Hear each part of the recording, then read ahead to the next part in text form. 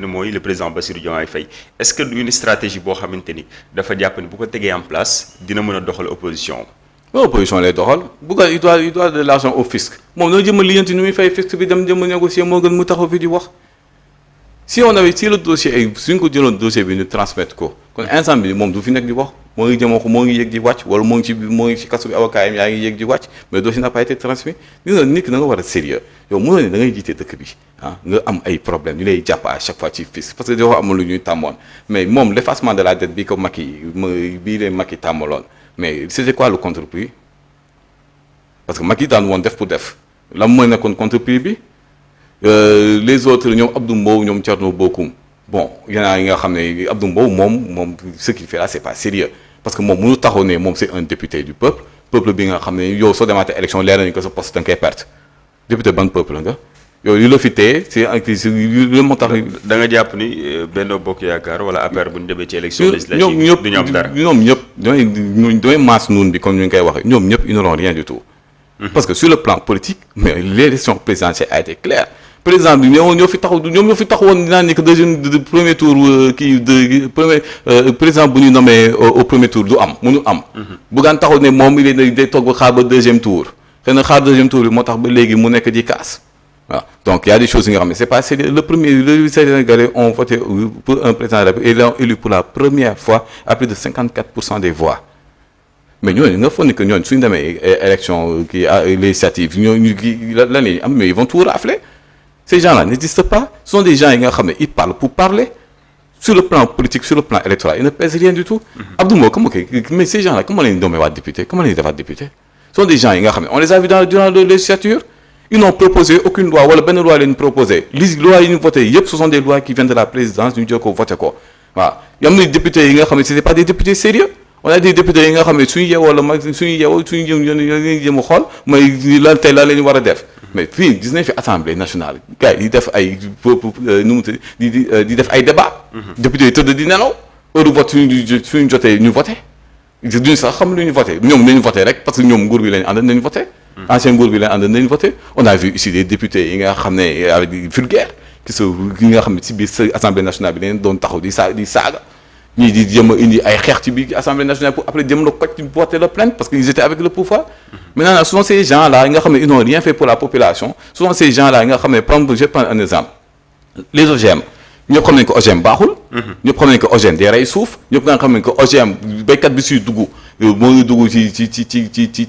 ci problème parce que OGM mënoo jël jiw bi soo ko béyee ba pare dimba taat ko c'est pas possible il faut nga demaat jëndi jiw mais pourtant souvent ces députés là qui ont voté la loi sur les OGM pour permettre aux OGM dugg ci biir dëkk bi nga foog ni que ces gens là sont des députés sont des gens qui sont là pour le peuple ils étaient là pour les intérêts du président de la République c'est-à-dire l'ancien président de la République c'est-à-dire Macky Sall maintenant nag instant bi c'est un problème de temps ak de délai moo leen fi téye ils ne représentent rien du tout et ils doivent se taire moom damay toog jàpp sama ñaamur noppi moo gën lu muy jéem a def nii parce que ce qu'ils disent là attaquer quelqu'un qui a fait 90 jours lan nga koy wax de sérieux au-delà de ça aussi gis nañu phénomène bi nga xamante ni moom moo ñeel mbëkk mi ñi nga xamante ni dañuy jël gaal gi donc muy interpeller Abdou Mbow le premier ministre ni ko donc ba mu nekkee ci temps opposition li mu doon wax ak bi ñu faloo ci nguur gi war na mën a am différence parce que ñoom ñu ngi ci nguur gi ils sont à l'œuvre donc changement war na mën a am bon déjà Abdou Mbow ils sont pas logiques ci seen propos ndax ñoom ñun boo nekkee ci opposition bi ñoom ñëwuñu woon ni que ñu ñooy financer booy pour ñu jël gaal waxoon nañ ko fii donc sooy ñoom ñoo doon financer booy pour ñu jël gaal kon gaal bi war na arrêter puisqu'on a pris le pouvoir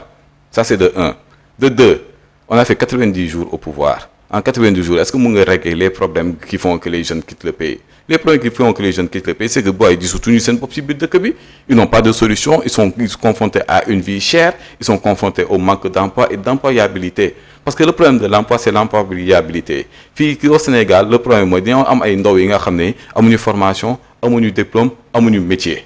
ces jeunes là ils ne peuvent faire que des métiers yi nga xam ne day nécessiter de la force physique donc pour régler tous ces problèmes là loolu la ñu mën a def wala loolu la ñuy gis pour def ko non ñoom liggéey bu am doole rek lañu def parce que seen amuñu formation amuñu métier mënuñu def dara lu liggéey yi nga xam ne day am gi la faute à qui aux jeunes ou bien à l'État du Sénégal ce sont les politiques étatiques d'emploi du jeune qui n'ont pas fonctionné mais léegi ka ma fi nekkoon pendant 12 ans mais gaal bi ñoom du temps de nu mu tudd gaal bi ba muy am dëggantaan mais ñoom est-ce que mos nañu ci wax fii combien de fois y a eu ay centaines de morts au Sénégal yi nga xam ne ci des Sénégalais qui ont péri en mer ñoom Abdou Mbow ñoom Macky Sall musuñu ci wax ils n'ont même pas dañee sax est-ce que fii Sénégal mus nga fi gis un jour de deuil national concernant les morts les personnes qui périssent en mer non lan la ñuy def mooy dañuy jéem a créer benn colloque wala ñu jéem a woo tubaab bi ne leen may leen ñu xaalis wala jàppale ñu pour ñu mën a jàppale booy après l'argent on sait pas où est-ce que ça passe ana xaalis bi le pro de l'argent du Prodac ana mu les politiques qui avaient été mises en place pour régler le problème de l'agriculture parce que il y a beaucoup de jeunes yi nga xam ne dañuy génn dëkk bi c'est aussi le problème des marchands ambulants gis nga gaal bi marchand ambulant bi c'est le même problème ce sont des jeunes yi nga xam ne seen dëkk yi dafa dem ba wow Sénégal na nga mën a comprendre ku nga xam ne problème mu téeméer lay am il a un problème de 500 francs au Sénégal téeméer problème mu téeméer lay am wala sax lu ko gën a ndaw wala lu ko gën a ndaw moom mosoon chaque fois damay wax naa ni que amoon na benn du ma leen tudd amoon na benn dëkk bi nga xam ne toog naa fa at mais village yi fa nekkoon ba amoon na benn paa bi nga xam ne 100 francs la doon joxe dépense. benn yoon nii lekk yàpp ci at bi. wala suñu lekk yàpp c'est que dafa am xew wala beneen dëcc. mais en tabaski moo tax ñuy lekk yàpp mais ce sont des choses yi nga xam ne loolu soo ko waxee. kenn ku dëkk Dakar qui soit pas de Dakar du naa ni mais loolu comment c'est possible. pourtant loolu am na ci biir dëkk bi. y a des gens yi nga xam ne ils ont des problèmes extrêmement graves yi nga xam ne chaque jour som bi mboq lay lekk. mboq lay lekk am na mu nga xam ne ñànkatam bëgëj diwtiir 364 jours sur 365 tabaski mooy tax ñuy lekk yàpp amuñu courant donc yàpp bi dañ koy togg benn fan ñu lekk ko benn fan wala ñu wéemu xool naka lañ koy woolee après ñu gi wala xew su amee wala déet. lan nga jàpp ni moom la le président Bassirou Diomaye Faye et ses équipes mën a def pour pallier à ça parce que le chômage des jeunes l'emploi des jeunes ñu mën a am employabilité aussi c'est un problème boo xamante ni promesse la woon mais au-delà de promesse bu mu nekkoon itam lu jaadu la ci askanu Sénégal. c'est quelque chose bi nga xam ne dañ ci war a taxaw te soo xoolee par exemple déjà l'emploi le truc la campagne agricole ça permet aux agriculteurs de pouvoir cultiver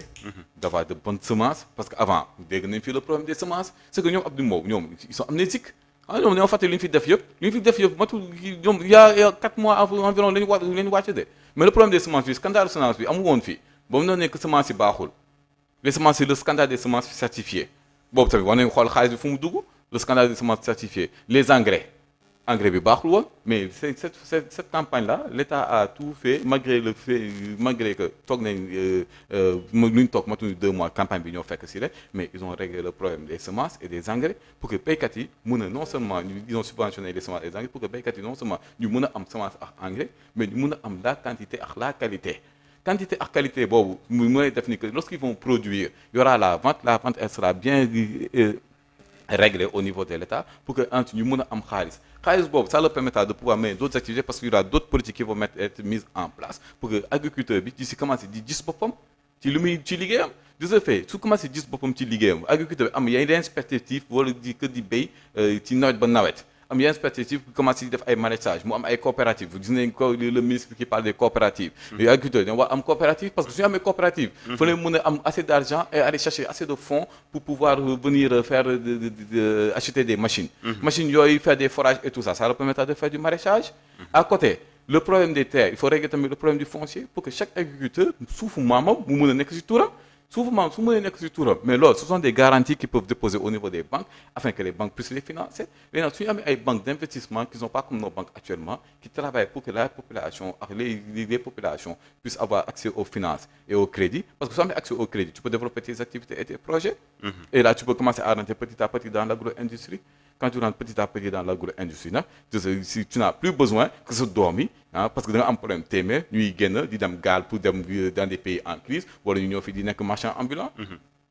am na solo alors keneen itam ku nekkoon wala sax ku bokkoon ci dans votre coalition muy Mimi Touré ni ki tey mu war a janoo ak taskatu xibaar yi mais d'abord stratégie bi nga xamante ni moom la Mimi nekk di teg naka nga ko jàngatee bon Mimi elle est dans son rôle et on verra aujourd'hui lan la nekk di wax parce que Mimi elle fait partie de la coalition donc il y a certaines choses yi nga xam ne quand elle voit ça elle est obligée de prendre position et de parler parce que il y a des choses yi nga xam ne c'est pas du tout sérieux donc man loolu laa mën a wax ci Mimi pour le moment j'attends nag de voir aujourd'hui ce qu'elle va dire pour pouvoir parler pour pouvoir plus me prononcer sur ça. Donc mais aussi est-ce que duñu reconnaître un peu qu'elle a contribué à ce projet ci projet bi fi mu toll parce que ñu bëri dañ jàpp ni Mimi stratégie yu bëri yi nga xamante ni la coalition Diomaye président doon nañ ko teg ci moom la ñu tukkee. waaw Mimi moi je dis à chaque fois que Mimi est un monstre politique en matière de politique Mimi machallah elle est très forte, elle est très brillante et en plus c'est une forte personnalité, une personne très intelligente donc elle a eu un rôle à jouer dans la coalition.